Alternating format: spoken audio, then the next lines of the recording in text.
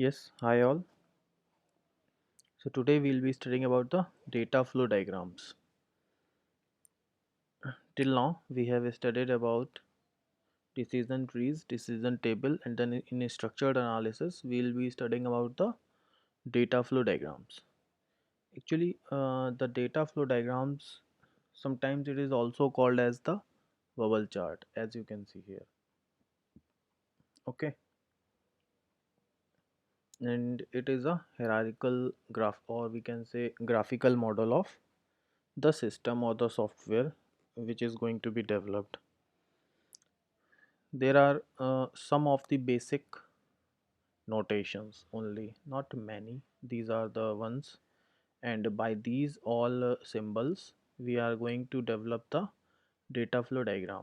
Okay, as name is suggesting, how the data flows in the particular software that will be graphically shown in DFD. Okay, now this is external entity symbol, and this one is the process. Actually, the main symbol it is process. इसमें होता क्या है, all the processing station or the functions which is to be provided by the software will be shown as a process. Okay, see. Mm, different processing activities or the functions. ठीक है, हाँ, each function is considered as a processing station or process. सो जो भी process symbol है वही सारे हमारे functions को शो करेगा. Whatever the D F T is going to look like, all the functions will be representing will be represented in the form of process, and the symbol for it is like this circle. Okay. Output यहाँ पर आएगा आपका store. This is arrow called as data flow. It will be showing how the data is flowing from one entity to another, and this is called as the data store. Two parallel lines will be there, and any external database में कोई भी data store हो रहा है तो उसके लिए data store का यूज़ करते हैं. यही 5 सिंबल्स बेसिकली होते हैं, इन्हीं का यूज़ करके डी एफ टीज क्रिएट होती हैं, राइट. जैसे ये हमारे दो one more thing about the D F D is, 3 levels की डी एफ डी होती हैं basically. What we use to draw is 0 level, 1 level, and then 2 level. 0 level means maximum level of abstraction यहाँ पर होगा, right. Maximum level of abstraction means sorry, बहुत ज़्यादा data यहाँ पर शो नहीं किया जाएगा. सारे प्रोसेसिंग स्टेशंस और the functions will not be shown. Only system soft पूरे सॉफ्टवेयर को एज ए सिस्टम शो करेंगे, और जो उसकी फंक्शनैलिटी है सीधे उसको शो करेंगे. सो ओनली, क्लियर है. It means, see we will be seeing with the help of example. Don't worry if you are not getting. होता क्या है, एक सिस्टम शो करेंगे हम, एंटिटी एक entity as a system, and दूसरा उसका जो फंक्शन है, बस बेसिकली जो मेन फंक्शन वो प्रोवाइड कर रहा है उसी को हम शो करेंगे by the help of diagram. That will be the zero level DFT. Why? Because no internal details have been provided about the software, how it is working internally. Only the basic graphical view has been shown. That is called as zero level DFT. Okay, next is one level DFT. In one level DFT, what happens? All the processing stations or all the functions will be diagrammatically shown separately. Separately means all the function will be representing in the circle, or process will be shown, and their working will be shown, and the whole graph will be a connected graph. Okay, that will be a one level DFT. Whereas in two level DFT, each processing station is picked and then make a DFD of it separately. That will be the two level DFD. Clear है? More detail will be there. So minimum level of abstraction will be in which level of DFD? 2 level. Okay, and maximum level of abstraction will be in 0 level DFD. Okay, now see, this is data item. First of all, this is the process read number, then another process is validate number. सबसे पहले यहाँ से data item data flow हो रहा है, as a data item आएगा यहाँ पर, नंबर रीड होगा, जैसे ही नंबर इनपुट होगा यहाँ से वैलिडेट होगा, if it is valid it will show valid number. ना अगेन नेक्स्ट थिंग इज़, यहाँ पर क्या हो रहा है देखो, रीड नंबर, ये डेटा स्टोर का ऑप्शन आया राइट, इसको डेटा स्टोर ही बोलते हैं इस सिंबल को right. Two parallel lines are there. यहाँ पर नंबर को स्टोर किया गया, फिर वैलिडेट किया गया, फिर if it is a valid it will be printed. तो ये दो एग्जांपल दिए गए हैं synchronous and asynchronous data flow के, राइट. नाउ सी, यहाँ पर कहीं भी डेटा स्टोर नहीं हो रहा है, सीधे यहाँ पर इनपुट हो रहा है, वो एज इट इज़ आउटपुट जा रहा है फॉर द नेक्स्ट प्रोसेस. तो this is called as synchronous and this one is asynchronous. ठीक है, because there is no dependency between these two process, these two are independent.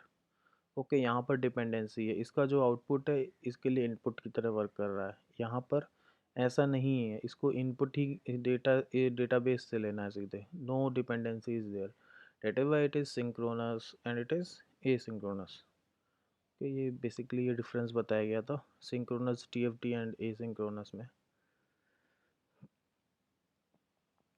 Next is importance of DFT in good software design. See, as you know human mind जो होता है वो graph को easily catch करता है, so it becomes very easier for the engineers to understand, to grasp the to grasp everything about the DFT, and they will work on basically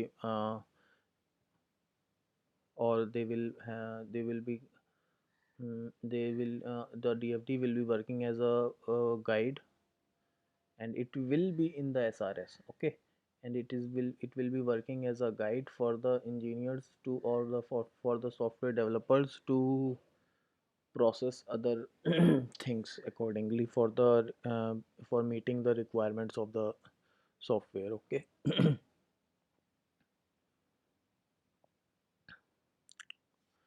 Next is what is data dictionary. Yeah, this is an important one. Data dictionary is what, CTFT is very important and data dictionary is also there.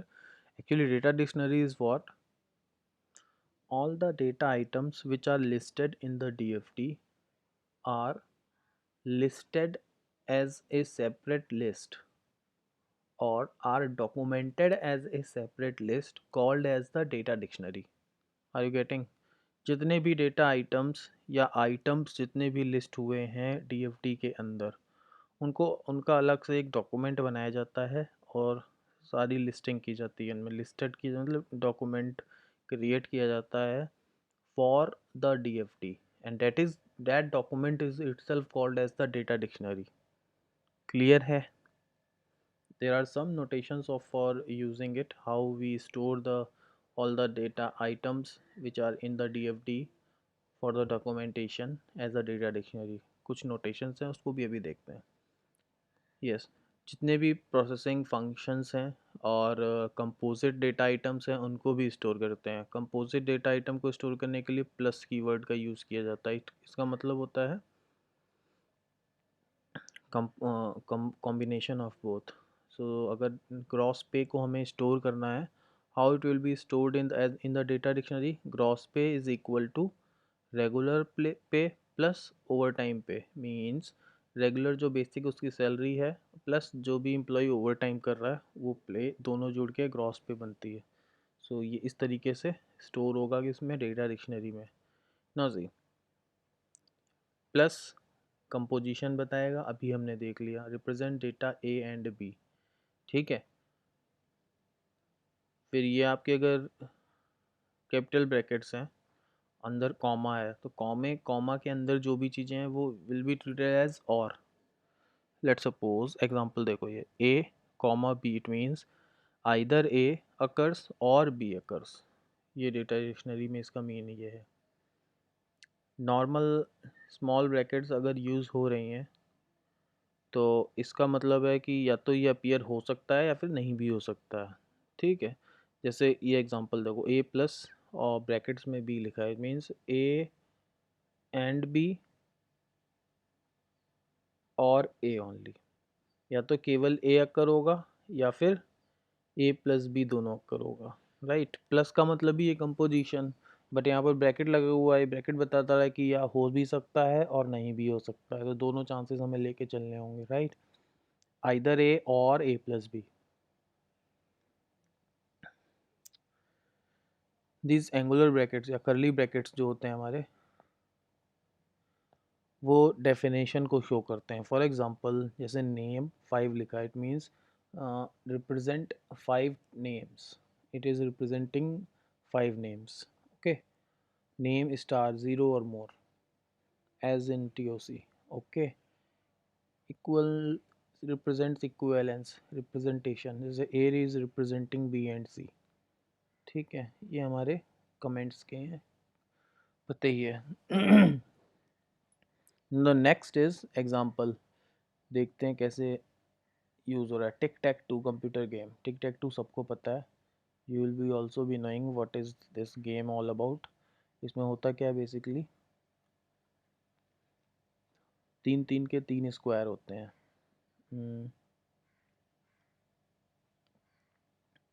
अरे सी, 3 3 के 3 square होंगे, 0 1 0 1 खेलते हैं या फिर 0 cross 0 cross खेलते हैं।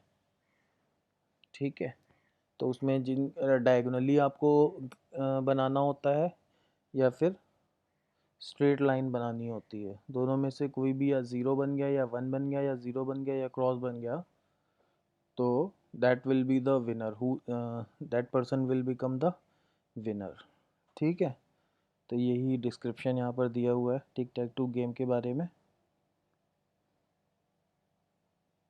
तो इनकी DFD 0 1 2 बनती हैं। जैसे ये मान लो 0 लेवल DFD दी हुई है, ये पूरा सॉफ्टवेयर हो गया। व्हाट आई टोल्ड, जो 0 लेवल DFD होती है उसमें पूरा सिस्टम एज ए प्रोसेस दिखाया जाता है। यहाँ पर देखो टिक टैक टू सॉफ्टवेयर है, ये सीधे ह्यूमन प्लेयर है, ह्यूमन से डिस्प्ले कर रहा है, मूव डिस्प्ले मूव। ठीक है, ज़्यादा कुछ शो ये हो ही नहीं रहा है, कैसे वर्किंग हो रही है। ये कंप्यूटर अपना इंटरनल चल रहा है, एक एक ह्यूमन चल रहा है ह्यूमन के साथ, तो बस ऐसे ही डेटा फ्लो हो रहा है। That is called as, this is called as the 0 level DFD। अब इसको अगर 1 लेवल में कन्वर्ट किया गया है तो थोड़ी इंटरनल डिटेल्स, हमने जितने भी प्रोसेस अंदर यूज़ हो रहे हैं उनको हमने शो कर दिया 2 लेवल में।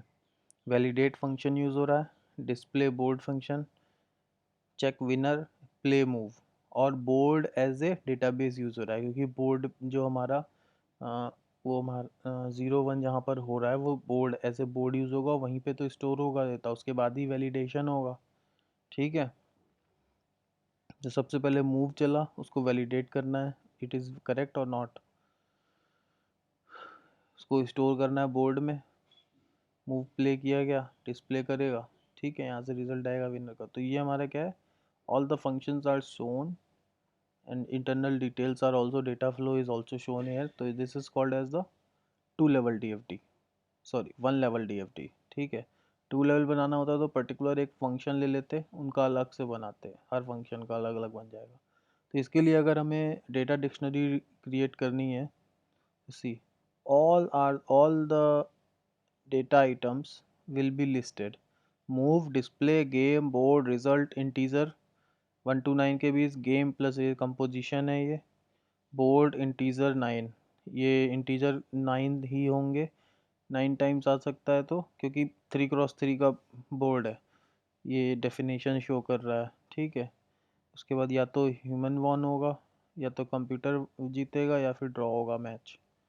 ठीक है, अगर स्ट्रेट लाइन किसी की नहीं बनती है, ना कंप्यूटर की ना आपकी, तो that will be the drawn or all the circles are filled या all the squares are filled, that is game is drawn. ठीक है, तो this is called as the data dictionary. देखिए किस तरीके से ये बनी हुई है डेटा डिक्शनरी। ठीक है, अब आती है इंपॉर्टेंस क्या होती है डेटा डिक्शनरी की। एक्चुअली बेसिकली डेटा डिक्शनरी का इम्पोर्टेंस जो है वो ये है कि all the technical terms which are used in the software are all listed here. ठीक है, तो इससे क्या होता है, it helps the software developers to get the info about the technical terms or the name conventions for the particular software। ये basically most important thing होती है इसीलिए। ठीक है, अब आती है बात बैलेंस करना डीएफटी को।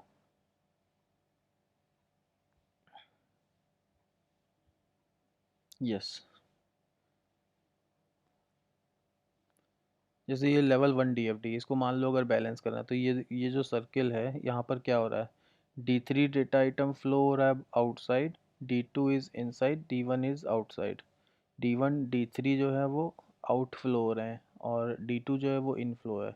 अब इस प्रोसेस को हमें क्या करना है, डिकम्पोज करना है। ठीक है, अगर हम डिकम्पोज करते हैं तो देखो क्या होगा। हमारी इन ओवरऑल प्रोसेसिंग डिस्टर्ब नहीं होनी चाहिए। यहाँ पर देखो D2 is in, D1 D3 is out, यही तो था यहाँ पर। D2 is in, D1 D3 is out. ठीक है, D2 is in, D1 D2 is out. ठीक है, यहाँ पर देखो D3 is out, D2 is in, तो कुछ भी एक्स्ट्रा नहीं होना चाहिए। This is called as the balancing of DFT. जो इनफ्लो हो रहा है वो इनफ्लो में ही आना चाहिए और जो आउटफ्लो है वो आउटफ्लो में ही होना चाहिए, प्लस ओवरऑल फंक्शनैलिटी चेंज नहीं होनी चाहिए। That is called as the balancing of the DFT. I think that's it. Syllabus has been covered for the midterm. Okay, thank you.